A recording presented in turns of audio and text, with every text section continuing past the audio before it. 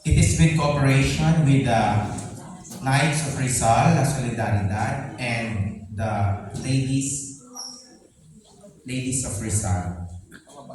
Kababaihan. Okay. Kababaihan Rizalista na La Solidaridad. So, maraming salamat po sa inyong pagdalo. Ngayon po, amin pong tinatawag ang ating mahal na Konsul General sa Milan, ang kagalang-galang Konsul General Elmer Cabo.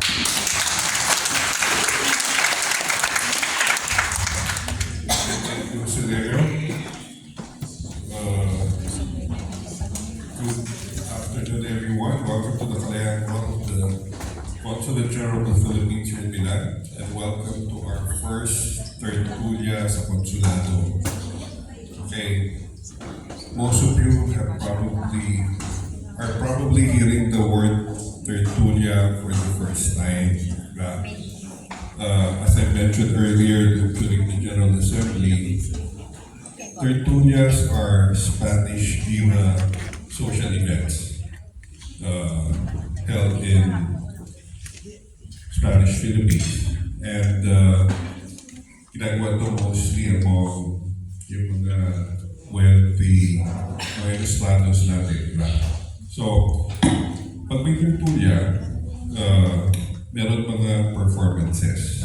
So, it's related to culture, of course. So, may mga panauhin sa mga mansyon na aawin, may mga sasayaw, may mga tutula, may mag-share ng ibang passion sila, like painting, for instance. They would present that, or they could debate, they could discuss social issues. Pero huwag na tayo pumunta doon. Doon na tayo sa art and culture.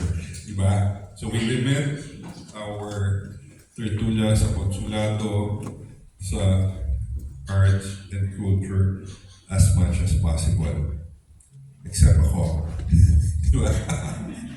So, ngayong araw, pinalan tayo na makasama natin yung mga kababayan natin na mag-aambag ng kanilang talent. Diba?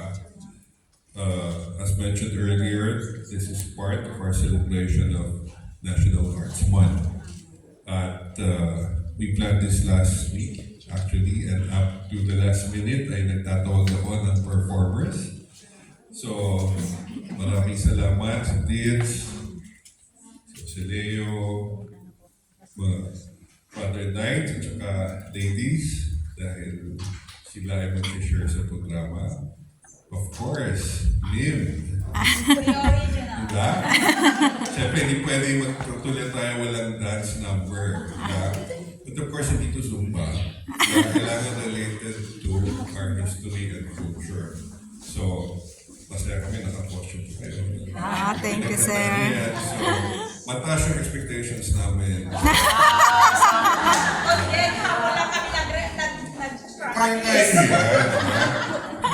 Kaya kayo tinawagan ko eh. So, sa Leo, asan yung, sino mauna? Teka, sinito yung sequence ha? Let me see the sequence. Dry run lang naman to, so we will perfect this in the next, So, this is a cultural diplomacy event. Hopefully, we could do it on a regular basis, but quarterly, every other month. So, kailangan tayo, diba? Pwede every month, diba? Pero kailangan may sponsor. Bring your own merienda. Patla. Hindi, pwede nyo yung culinary, diba? Oh, tertulia as a culinary event. May mga restaurant sa tayo na baka gusto magpatikim. Okay rin yan. Diba? So, yung sequence ng performances or contribution, we'll start with a folk dance performance by MIM, the original. Teka muna. Excited masyado. Okay? It will be followed by our brother Knights from the Knights of Rizal and the kababayan Ihang Rizalista La Solidaridad chapter and Milan chapter. They will recite 4 versions of Jose Rizal's Mi Ultimo Adios. So who will recite the poem in Italian? Sir Sergio will do. We will recite it in Spanish. Si Lady Joyce will recite it in English. So si Lady Josolona and Tagalog. Yeah, Chapter Commander and Knights of Rizal Milan. After that, we will have a Kundiman to be sung by Semi of the Nueva Ecija Association of Milan. We're all contributing to this effort. And then there will be a presentation of an artwork by Dibs from Bologna. Sa Espanya, si our tattoo artist from the north. Diba? And then our friend Ron Ople from Orf Watch, unfortunately couldn't make it, but he